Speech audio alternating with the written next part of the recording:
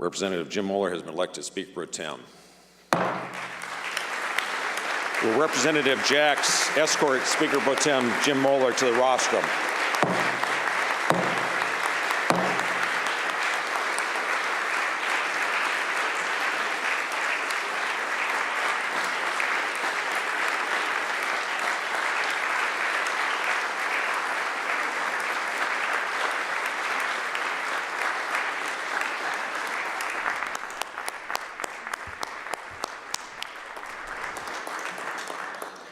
Chief Justice Madsen now administer the oath of office. Please raise your right hand and repeat after me. I, and state your name, I, Jim Moeller, do hereby affirm that I will uphold the Constitution that I will uphold the Constitution and the laws of the United States of America, and the laws of the United States of America, the Constitution and the laws of the State of Washington, the Constitution and the laws of the State of Washington, and that I will faithfully and impartially discharge the duties of the office of Speaker Pro Tempore of the office of Speaker Pro Tem of the Washington State House of Representatives of the Washington State House of Representatives to the best of my ability. to the best of my ability, so help me God. Congratulations. Thank you.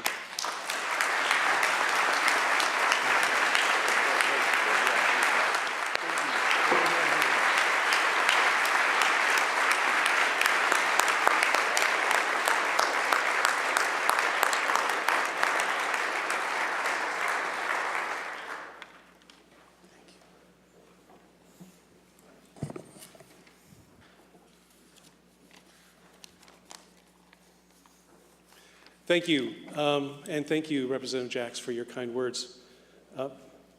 Fellow members, it's with great humility and honor that I accept your trust and confidence as Speaker Pro Tem of this honorable and great House. And today, as we open this session and as we pause in prayer after the national tragedy in Arizona, we know that we not only have the charge to do the people's business, but we must hold debate that meets our highest standards. I will strive every day to listen, to learn, to work in the true spirit of cooperation. And I pledge myself to put the good of the people of the state of Washington and the United States above all things. I look forward to writing with you a legislative record in this session of progress and of reform and vision for all Washingtonians. Fellow members, we are gathered today at the beginning of the second millennium, at the outset of the 62nd legislature of the House of Representatives of the 42nd state. We are part of a 1,000-year story of parliaments, of legislatures and assemblies of the English-speaking world, a long story of neighbors electing neighbors and of assembling those elected to take up the duties of self-government. You and I in this place, gathered for this reason, are part of a living tapestry of democracy. You and I, in our opening ceremonies today, are taking our place in an unbroken chain of people from a distant past and into a future, hand to hand, generation to generation, in the cause of freedom from princes and kings.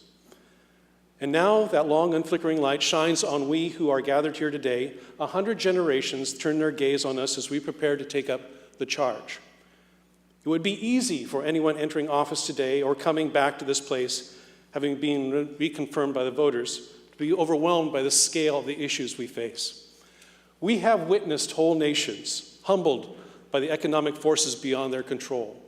We have witnessed the collapse of storied institutions of finance that were older than even this state.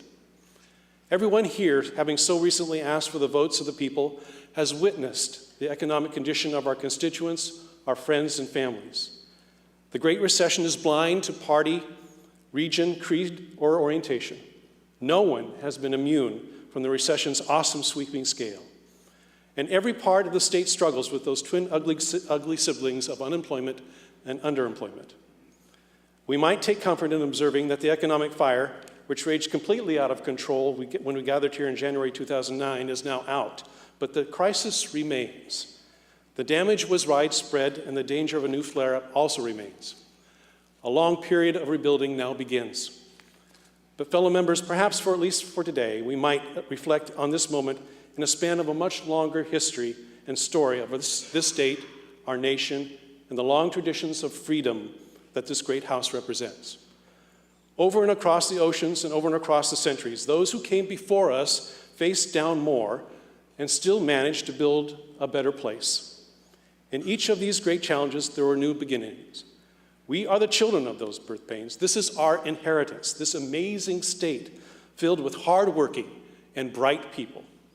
Let's not forget, fellow members, that it's our state that taught the world how to fly, how to use a computer, and quite honestly, how to brew a decent cup of coffee. But now we face our challenges head on. We will not flinch, nor will we fail, nor will we lose sight of the goal. From pioneer to homesteader, from logger to miner, from factory worker to software worker, we here in Washington aim to continue to show the world how it's done. Let's get to work. Thank you.